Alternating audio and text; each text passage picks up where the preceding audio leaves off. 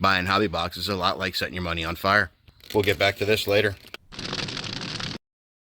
Look, the chase for massive cards in the hobby is very, very real, but the probability of getting one, microscopic. There is a much better way, a way that applies logic to success, and it's not hunting in a box. Just look around at a local card show, look online, or at a local card shop. The prices of hobby boxes should blow your mind.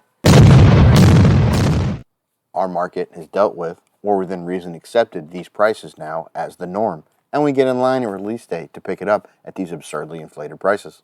A decent ROI, or return on investment, on a hobby box purchase nowadays is all but impossible. People still get in line and buy them on the hopes of cashing that lottery ticket and hitting it big. Newsflash, it's not going to happen, at least not for most of us. What the heck was that? Come on, man, open the gate. Why won't you let me in? It's because I keep buying hobby boxes? Relax, man, you're different. I know you see me on the camera. Hang on, I'll let you in to explain. And I agree with him. You railing against buying hobby boxes again? Of course he is, but there was something I wanted to address. Buying hobby boxes and not opening them is not always a bad idea. It's not just anything, it does depend. Sure, whatever you say. Don't buy that. I mean, the jury's still out, man. We'll see what these guys do in a few years. But yeah, it's not like mixing some hijacking SC3's channel here. It's all about supply and demand. Once singles are on the market, they're on the market forever. Graded, not graded, it doesn't really matter. Buy them, flip them, buy them, store them, buy them, flip them. They're always there. As boxes get open, the supply gets lower. You have to be targeted in the boxes that you pick and what years and what sports you pick from. And you have to be able to avoid the urge to rip it and bust packs. Let me tell you more about why. Okay. Enough. That's a topic for another time. Now, where was I? Oh, yeah. Look, let's look at 2021 Prizm, for example. Prizm football, that is. This is one of the better cards in the product. A Zach Wilson 3-color RPA at a 99. This card sells for less than half of a hobby box price. Arguably a third. Forget about Prizm for a second.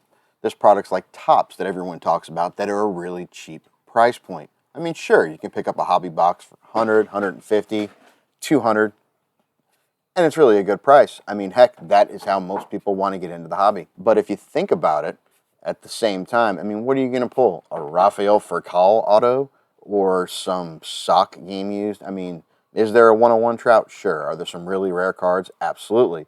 But it's still not going to be something that's easy to get. Almost everything you get out of a box like that might as well be used as a heat source to barbecue for your evening meal. You know, come to think of it, that's a really, really, really good idea. And that is going to be a steak dinner later. Look, if you're buying retail boxes to bust just for fun, that's one thing. If you're buying a whole bunch of hobby boxes to sit down with your family, your kids, your wife, significant other, tear them up and have a good time, that's another thing. But you have to remember, that comes with a monetary cost. I know group breaks are another concern, but that's a conversation for another video. At a card show, there's singles everywhere, anywhere from $10 to $10,000 plus. People look at prices like that and go, oh my gosh. In fact, they may even say something like, no, sir, there is no way that I'm paying $750 for one card. That's crazy.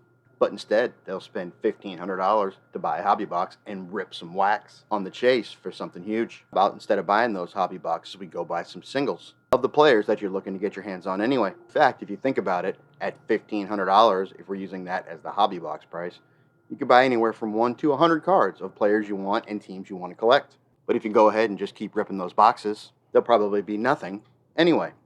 Buying the singles will all but guarantee you get the players you want on the teams you want at the value you want, whether you're collecting or flipping or investing. And of course, purchases like this, I'm talking about going to your local card show, going to a larger show, or shopping in that fashion. I get it, not all of you have a card show nearby. So what on earth will you do? Heck, there are plenty of other avenues out there if you don't have a card show or even a local LCS near you. In fact, there's places online you can shop at any given time. As an example, you can go to ComC, eBay, MySlabs, Craigslist, Facebook Marketplace, Golden Auctions, Heritage Auctions, or any of the auctions you can find. Heck, you can even go to PWCC. All of these places are great places to go buy sports cards. Look at it this way. Here's a box of 2021 NFL Prizm. You can go buy one of these and it'll cost you $1,500.